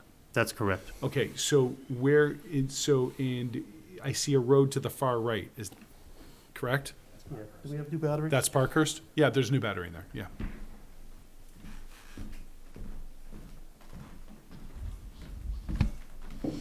Yeah, that's a little better. So Parkhurst, okay, so that would be, So here's Parkhurst Road, all right, right here. This bold line right here is the town line. okay. This is all Merrimack. This is all Bedford property here. What we're looking to do is to create 150 feet of frontage to be able to access the Bedford land. In doing so, as I had pointed out, this was the avenue that was done for the lots to the north of us, which is on the big screen behind you if it's a lot easier to see. All those lots were prepared with 150 feet of frontage. So we'd like to be able to do the same, to be able to access that back property. The hardship being the characteristics of the land being divided by the town line and 88% of our lot being in Bedford. Okay, so is what I'm trying to understand here is that, okay, so you show the lower part, the lower right-hand section is where the 150 feet would be Yes. of frontage. And you said that would be to access what? The backland here. And what is the plan for the back planned area? That is also in the package. Did you guys get copies of the plan? I'm looking at reference plan one. Hang on one So you second. talked about reference, I know that, for the planning board, everybody had received small copies. I know that's hard to see, so. Yes. yeah, Here's, I'm gonna pass it on. Just one minute. it's just a larger copy of what we're looking at, okay, because normally we don't accept, but this is, the small one's a little too small to read.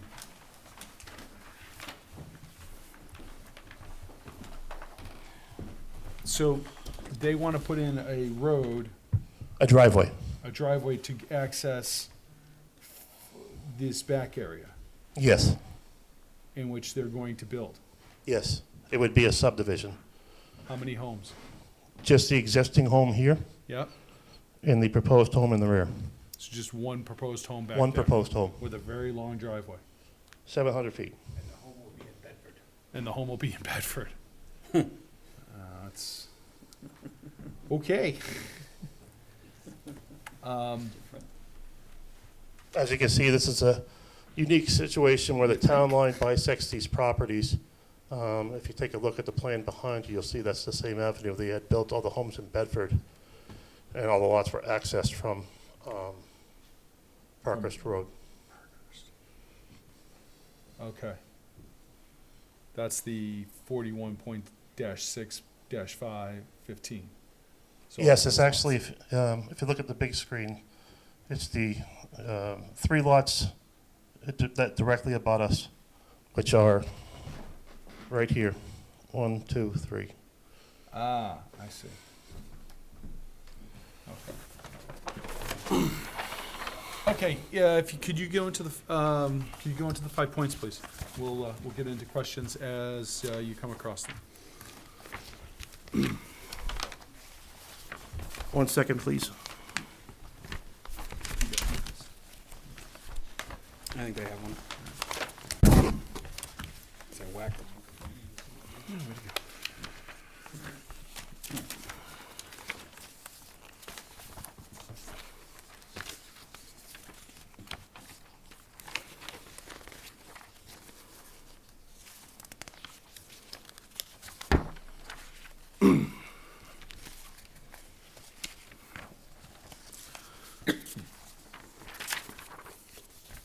Granting the variance would not be contrary to the public interest because granting this variance would allow for the productive use of the existing property.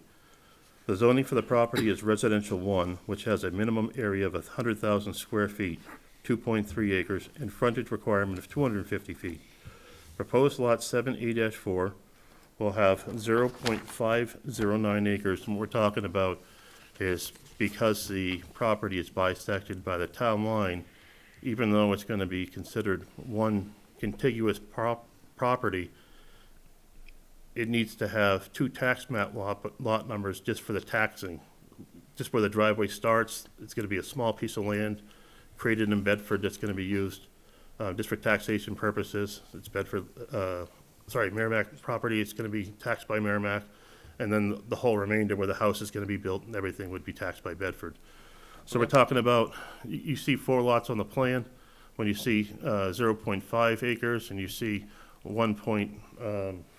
believe it's 7-8 acres, add those 2 numbers together, that's the overall parcel. So our 2 parcels are gonna result as 2.39 acres, and I think the other one's somewhere around, let's just say 6 acres. So we have 2 properties. One's gonna have the home in Merrimack that exists. The other one's proposed. So I just wanted to make sure I pointed that out before I start going through some of these lots and make sure that it's understood when I speak to these references that they know what I'm talking about. So proposed lot 7A-4 will have 0.509 acres with an additional 1.97 acres in Bedford, 2.479 acres total, and frontage of 227.1 feet along Parkhurst Road, which is 22.9 feet less than what is required.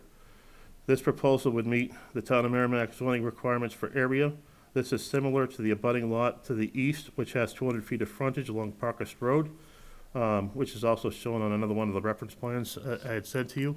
As I had mentioned, the zoning had changed from R1 by soils to R1 by map. Proposed lot 7A-4B will have 0.42 acres with an additional 4.19 acres in Bedford, 5.33 acres total with 150 feet of frontage on Parkhurst Road. Uniquely, this lot, as well as those to the east, were all bisected by the town line. All construction of the future dwelling will be in Bedford and bound to the west by Babusick Brook. It is our opinion that it is appropriate and in keeping with the character of the neighborhood to adhere to the Bedford zoning regulations, which require 150 feet of frontage as shown on map 7A, lots 5, 5-1, and 5-2, which is the reference plan behind you, and from the second reference plan, which is our direct abutter to the east. This is keeping with the character of the neighborhood. Granting this variance would not be contrary to the public interest, as this subdivision will not alter the essential character of the neighborhood or threaten the health, safety, or general welfare of the public. Are there any questions? Okay, 2, the variance, if the variance is granted, spirit of the variance, sorry. If the variance were granted, the spirit of the ordinance would be observed because, excuse me, we believe this proposed subdivision is reasonable and meets the spirit of the ordinance, given that the entirety of any new construction, including well and septic system, will be in Bedford on lot 41-2A.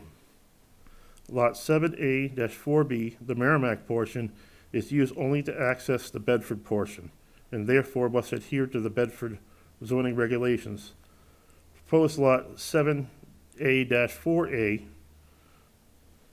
when proposed lot 41-2B is included, will comply with Merrimack zoning requirements, except for the frontage of 250 feet. Given that this lot has an existing dwelling with no future development planned or proposed, there will be no change in the appearance or character of this lot. Want to just keep going along? Yeah. We believe that the intent, section 3.02 of the zoning ordinance, is to provide adequate shape for a building envelope and buffering to abutting properties. This parcel has an irregular shape that is bisected by the town line and bound on one side by Babusick Brook. Given that all construction is proposed in the abutting jurisdiction, we believe the frontage becomes less critical, when all other regulations are met. The proposed lots are greater than the minimum lot area required, with significant separation from the proposed building site to adjacent lots. We are providing 227.1 feet of frontage where 250 feet is required. This is 22.9 feet less than the required, but greater than the 200 feet provided for Lot 7A-4-1 to the east, as shown on the reference plan. Number 2, when you evaluate this proposal from this standpoint, we believe the proposal is consistent with its surroundings and meets the spirit of the ordinance.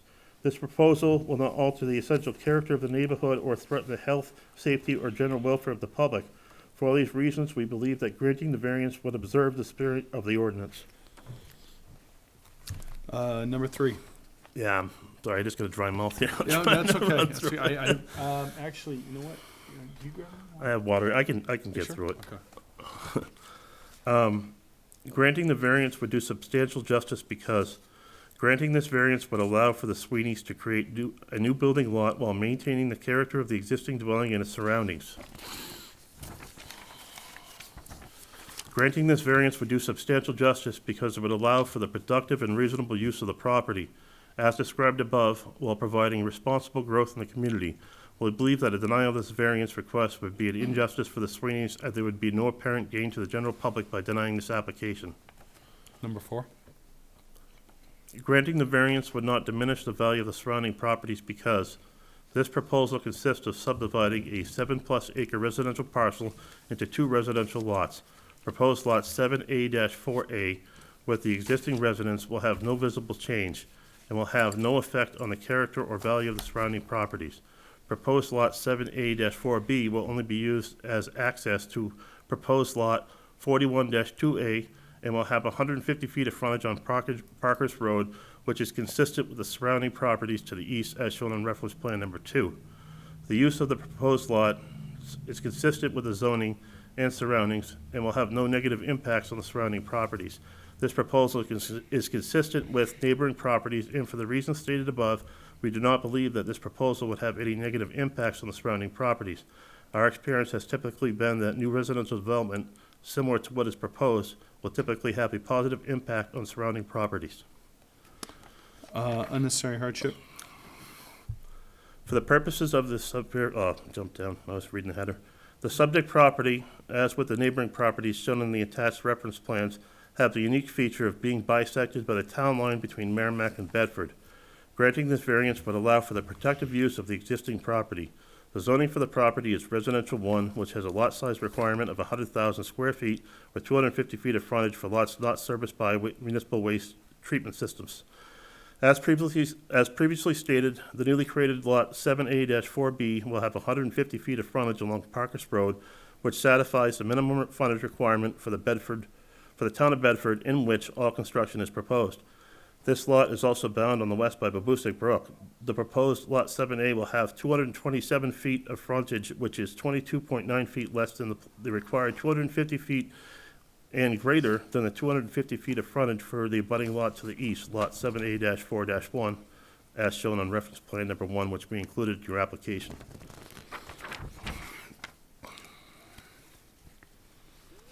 This proposal requires a variance for frontage. We believe that this subdivision is consistent with the surroundings and would be supported by the general public. We believe that this proposed subdivision meets the spirit and intent of the ordinance when you consider the placement of the proposed building site in relationship to abutting lots. It is our belief that the intent of the ordinance is to provide adequate separation and buffering between landowners and uses. We believe that the purpose of the Town of Merrimack zoning regulations, section 3.02, is to ensure you have a reasonable shape to provide for a building envelope and buffering to abutting properties. Having an irregularly shaped parcel that spans 2 jurisdictions, like our subject lot, we then believe the frontage becomes less critical. The lots proposed have greater than the minimum area with significant separation between building sites to adjacent lots. From this standpoint, we believe the proposal is consistent with its surroundings and meets the spirit of the ordinance. We therefore believe that no fair and substantial relationship exists between the general public purpose of the ordinance provision and the specific application of that provision to the property, and that a denial of this variance request would result in unnecessary hardship for the reasons stated above. And the proposed use is reasonable? The proposed use is a reasonable one because, as stated above, we believe that the proposal meets the spirit and intent of the ordinance, as it will provide for safe access, lots greater in area than the minimum requirements, and adequate buffering. This proposal will also be consistent with the surroundings and will result in no negative impact to the public. For this and all the reasons previously stated, we believe that the proposed use is reasonable. Okay. Any questions? Okay. Question? Okay. I'd like to open up the public hearing. Is there anybody that'd like to speak in favor of this petition? Is there anybody that'd like to speak against this petition? You can actually come right up. You can take the seat, or you can take that microphone right there, or take the seat, whichever you choose. You can grab the other chair and just make sure the light is on.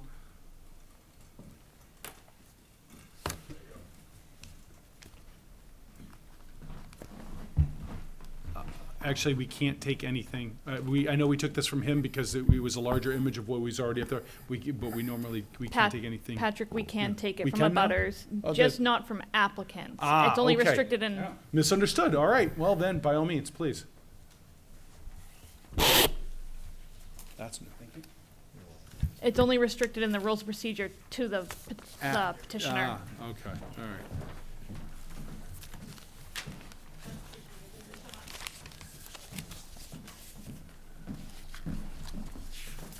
You could state your name, please. Good evening, Chairman, board members. My name is Frank Morris, and I abut the property due west. I also have property located in Merrimack and Bedford. My driveway access is in Merrimack, and my house is in Bedford. So I'm very familiar with this. I would like to express a few concerns tonight, and I will highlight some of the information and documents that I just provided with you as I go through my comments. I have concerns for the two variances being requested by the owner. While granting a variance to approve a line drawn as shown on the plan to create a new lot alone may not present a concern, the need for a safe and reasonable driveway access into the lot is a separate question, but one that may not be overlooked by the zoning board. In both the memo from the town and the application from the owner, it is mentioned that the land is in the R1 and Aquifer Conservation District. However, it is not mentioned that it is also subject to the Wetland Conservation District and the Flood Hazard Conservation District. As shown on my map, and you can see that, this map shows that the dark blue area is a Zone A regulatory flood zone and encompasses the site's frontage. This is the only access into the proposed new lot. There is no doubt that that most of the Merrimack portion of this lot is subject to the wetlands conservation.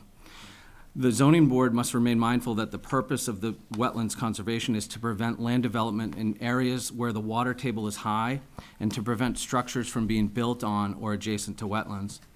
The zoning ordinance requires that structures be located at least 40 feet from any wetland edge.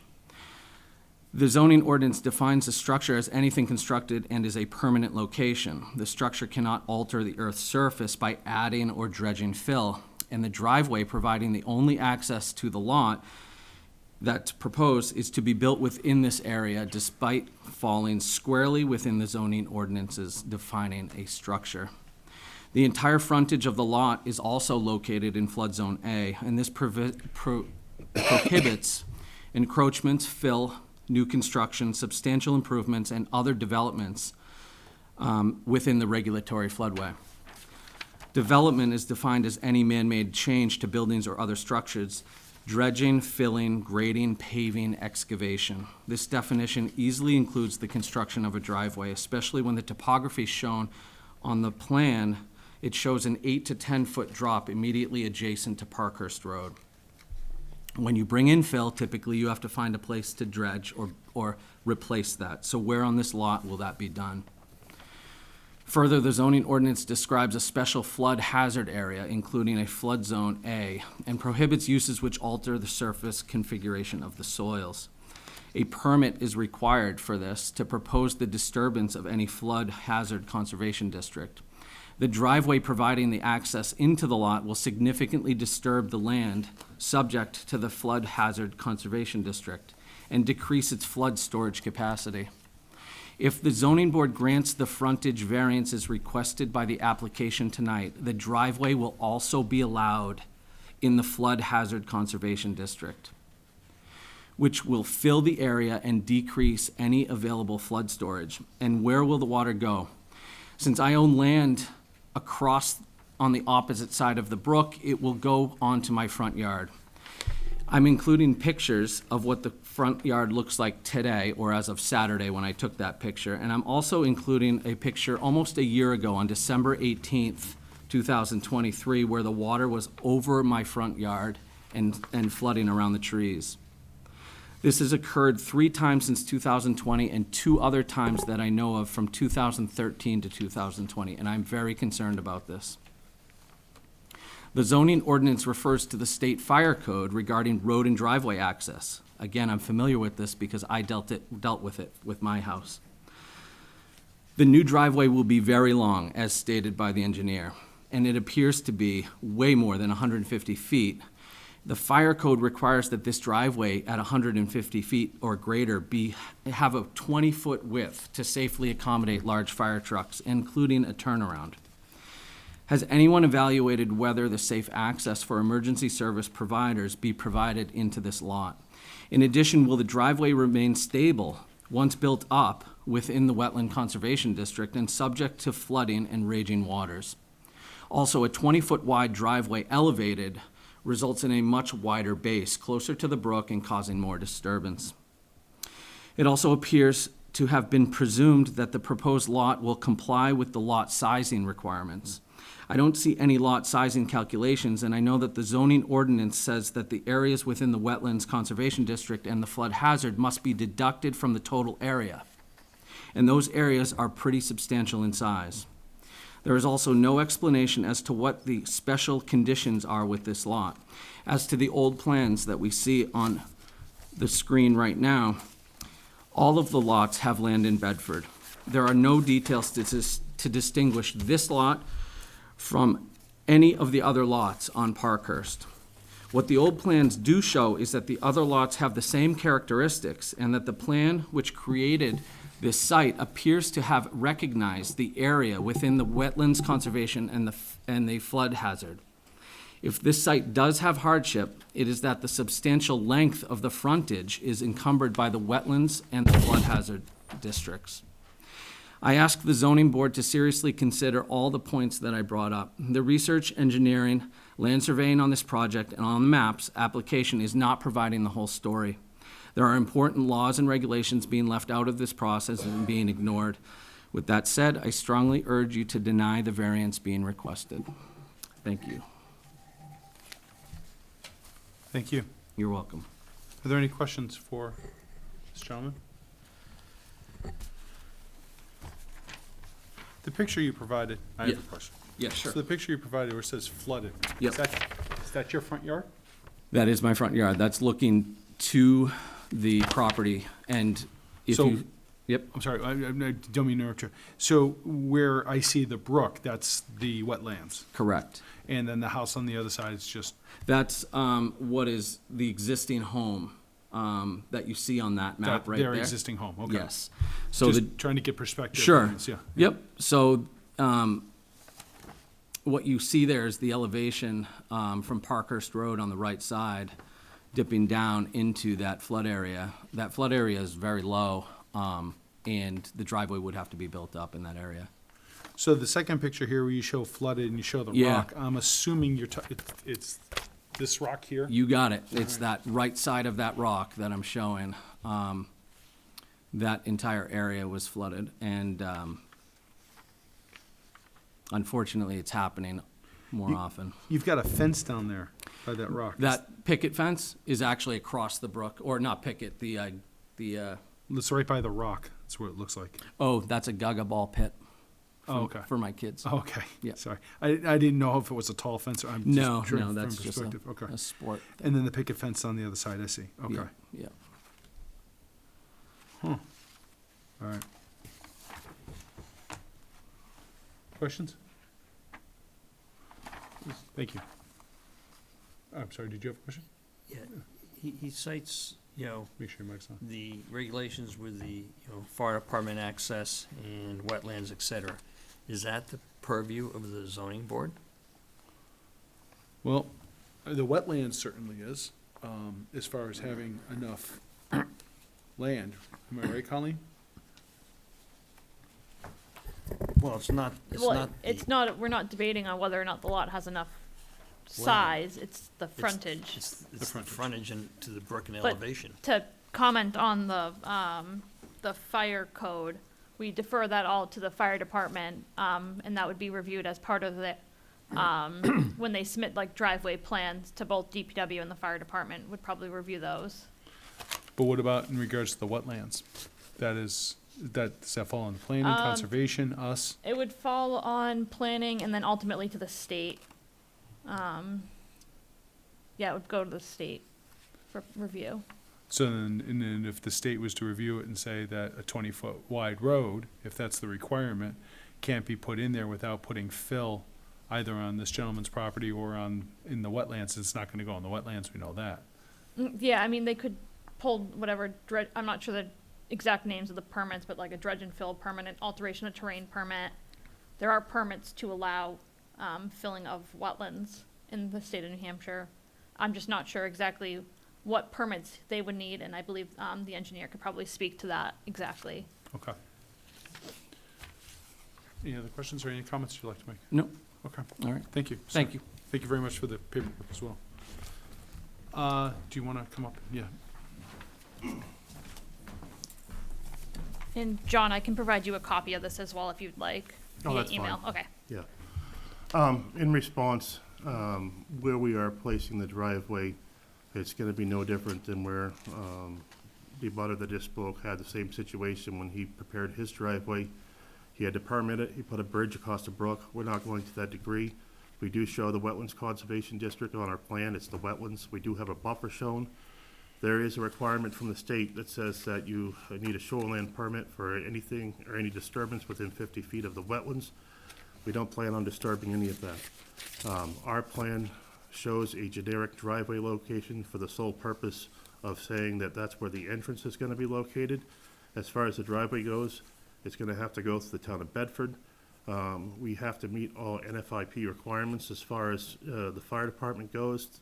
If the driveway's 750 feet, I believe the regulations say that anything over 300 requires a turnaround. We're gonna have a turnaround in our plan. We're not trying to get out of anything. Everything's gonna be permitted, done properly, done through all the regulations. But we wanted to go to the Bedford Planning Board first to get some direction from them on how they wanna see the driveway before we go through a design phase. So, I don't see any hurdles with any of the information that was brought forward. I just wanted to comment on that. What about the concern about any fill that had to be put in for the driveway because it is a wetland and affecting this? It's not a wetland, it's actually flood zone AE, not flood zone A. And the requirements from FEMA does allow for it, you can permit it, it's not a problem.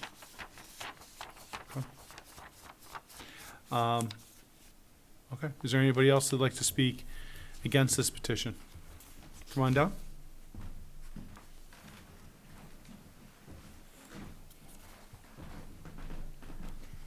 Have a seat, if you could just state your name. My name's Stephanie Gilmore. I'm in a butter on the Bedford side, on the opposite side of the brook. Can you pull the mic a little closer to you? Um, There you go. Yeah, thank you. and I more have a question about the road, because I know the variance is requiring just like a 20-foot variance, but where the road, where the proposed road is coming across through the Merrimack line, there's an actual like turn in the river where with the increased amount of rainfall and flooding, I feel like every time I walk past it, it looks like it's been carved out a little bit further. How much, with the degree of increased rainfall and flooding, how will that narrow that amount of space? If you're just talking about 20 feet or so, and I know that would be, my understanding is that the Bedford side, or is that the, I'm sorry, that's a lot of questions.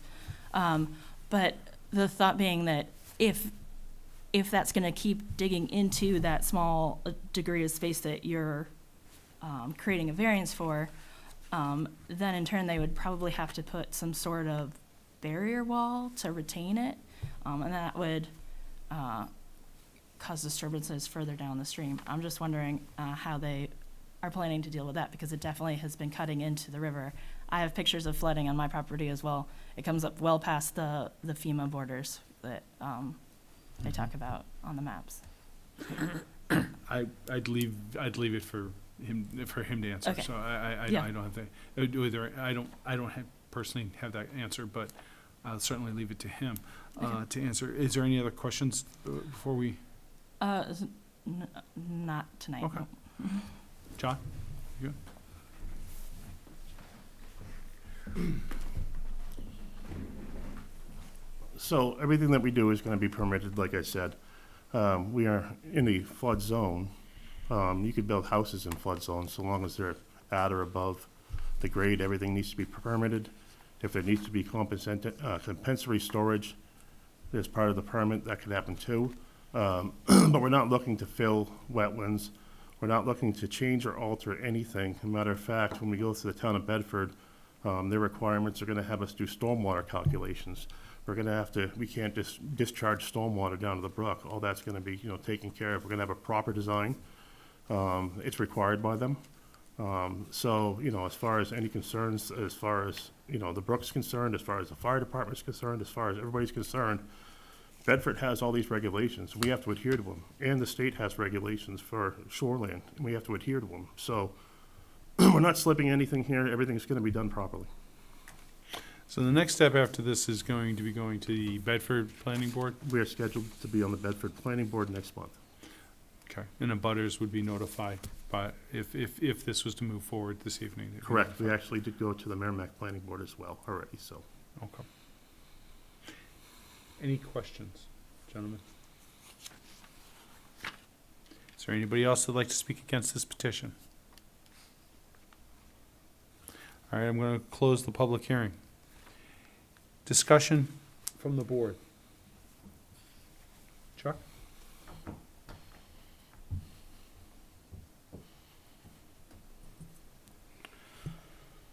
I think this is a perfect example of what the variance board exists for.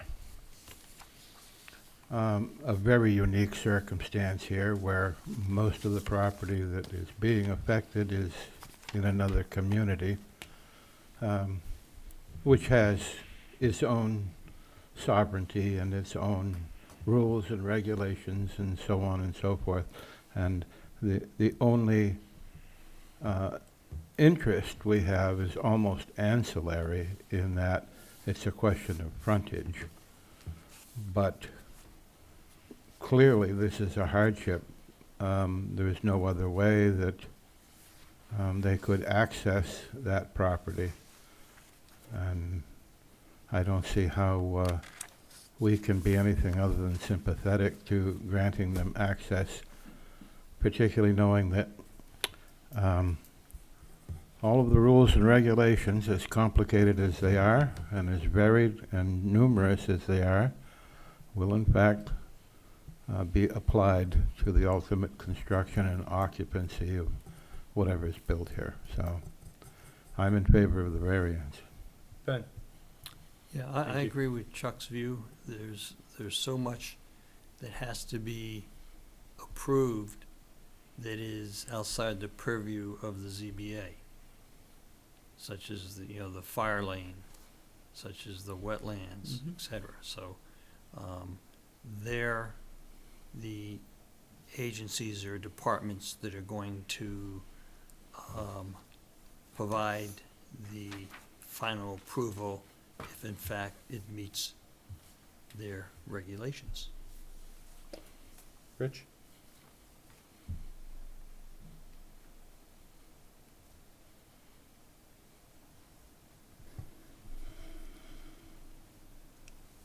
You don't have anything to add, that's fine. I guess I don't know how I feel about this. Okay.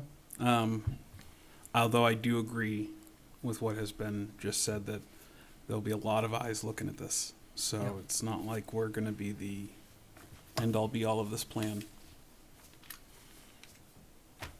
So Right. I guess to continue what's been said, I am not a fan of this, but I am okay with the fact that it moves forward because of the number of steps involved in completing this. I agree with the other three that I think they're kind of stuck with, if they want to sell that property, how are they going to get out? And minimizing that frontage is the only way. I do have great confidence between whatever small part that the Merrimack Planning Board and in large part the Bedford Planning Board with all their restrictions will keep an eye on this. And I do understand the concerns of the possible flooding. And with that, I have confidence that the planning boards on both towns will look out for the neighbors and of course the town and the street. Do I have a motion? I'm sorry, did you want to add something? Yes, please. Yes. I simply wanted to insert some small element of hope in that the town of Merrimack has been seriously undertaking projects to increase water flow in the Babuzik watershed that is existent in Merrimack. We're building new bridges and so forth that have previously lent some stagnation to runoff and so forth, and it is being improved. As I am very concerned about the environment, and I certainly am very sympathetic with the increased runoff from development in the watershed that will increase the flows and continue to, perhaps with climate change and so forth, you may be seeing more significant flows and so forth. But I honestly believe there are efforts underway to help ameliorate that. Okay. I'll make a motion. Okay, thank you, Chuck. Do you have a motion? Yes, I'd like to make a motion. I make a motion that the board finds the petitioner's responses to the statutory criteria are sufficient, proved each criterion is met, the board adopts the petitioner's responses as the board's findings of fact, and further, to grant the variance under section 3.02 of the zoning ordinance to permit the subdivision of a property into two lots, with one lot having 150 feet of frontage and one having 227.10 feet, whereas 250 feet of frontage is required. Motion made by Rod, seconded. Do I have a second? Second. Seconded by Ben. All in favor of approving the variance, say aye. Aye. All opposed? 4-1-0.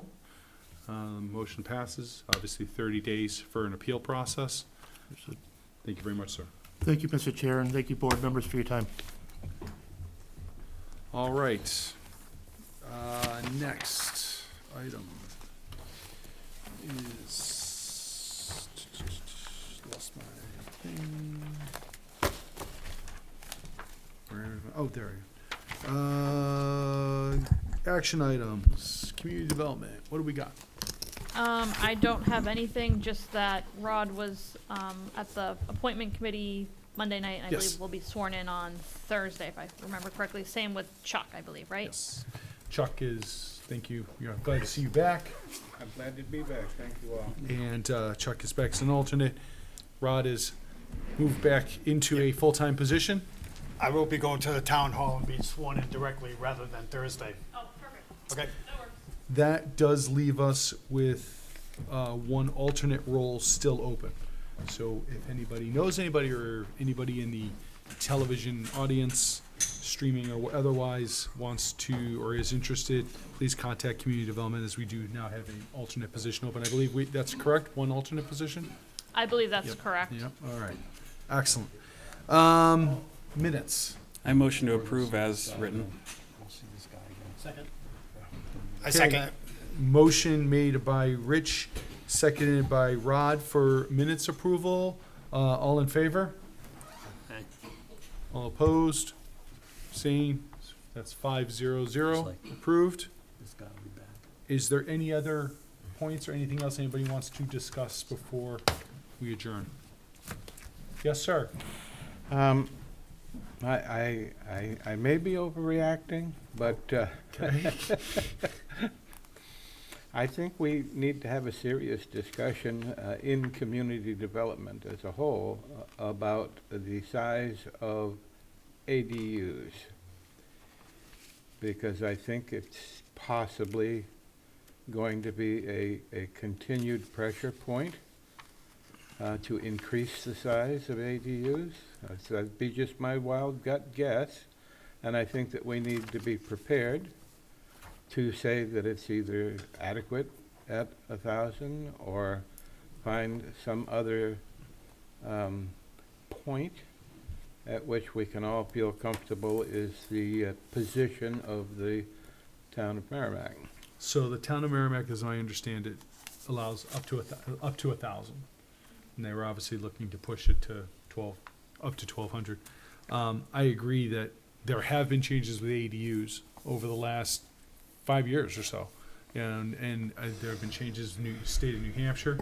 I don't know, I know that in the past we have done things in community development, kind of non-meetings, which we've had attorneys or we've had other people come in to kind of brief us, and you serve pizza. And it has been something that I know that we've done in the past.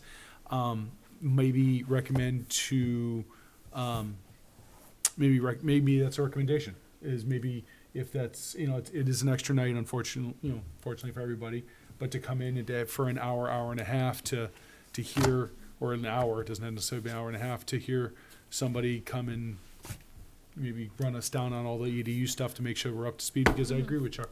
We've seen more EDUs recently, and I have a feeling that Chuck is right. We're going to start seeing more.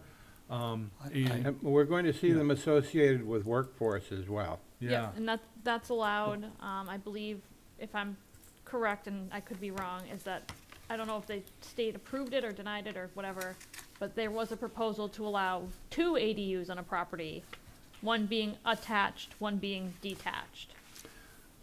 That is not our zoning ordinance. Yeah, Currently, I don't know if that's state law, the but there was discussions of that. The pressure on lack of housing and lack of affordable housing Yep. is going to continue to bring this to the forefront. Yes. And what we have to 100%. bear in mind is, if we have a zoning code, it's our responsibility to reasonably adhere to the zoning code. Yes. And, because we don't want all these ADUs to pop up in a single-family neighborhood that suddenly becomes a neighborhood of 2 units. Or you're living in a house, and house on either side of you and across the street, all now are 2 units. Yeah. Courtesy of ADU. And so with that being said, maybe it wouldn't be a bad thing to get some re-education in the ADU space, because it has been changing. And I've been asked, I know a couple times, in fact, I believe when I spoke to town council earlier this year, that was something that came up. So, I'll talk with Robert and see what we can put together. Is this something you want from staff themselves, or would you rather have a third party? Someone from like the housing authority or Well, something? I'm simply saying that we as a board here are unprepared if somebody hits us again with a request. And that's why it was. So like a re-education. So let's go, so we would have like kind of a re-education session. I don't think so much to be- re-education, more like continued education. Yeah, 'cause Yeah. continued education, yeah, I mean, Because- That's a good updated one. education, however you wanna phrase it, but. Sure. I mean, would you be comfortable if it was somebody that was from community development, or do you think that we should get somebody from housing, or, I mean, you proposed it, I like the idea, I'm just curious as what your thoughts are on it. No, I think it's a discussion that rightly belongs in community development. Okay.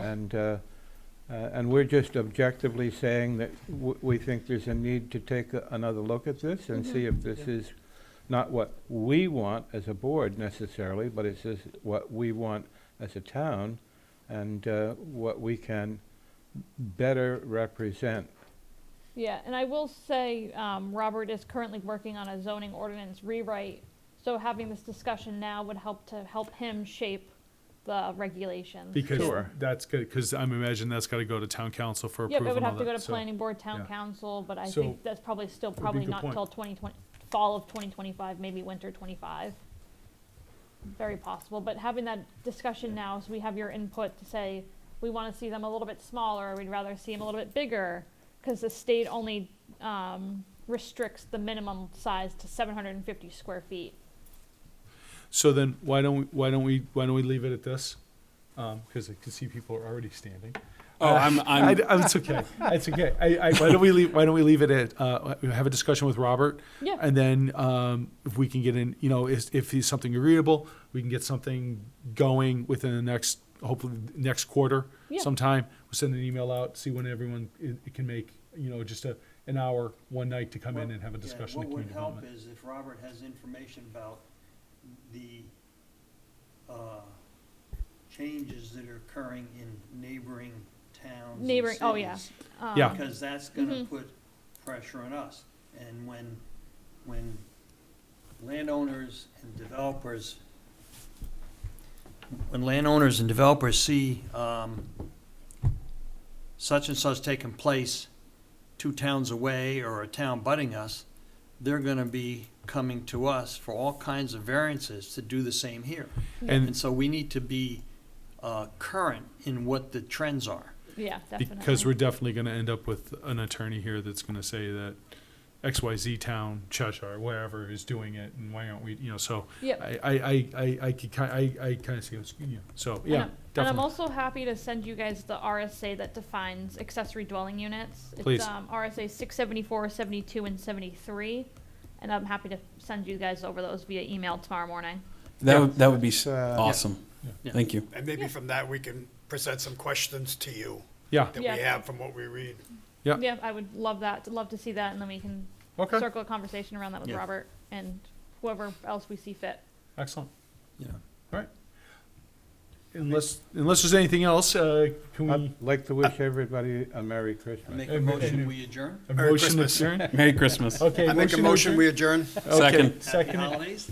Motion made by Rod, seconded by Ben. All in favor? Thank you very Aye. much. Thank Happy you. holidays, Happy Merry New Year, Christmas. Merry Christmas. Yep. And thank you very much.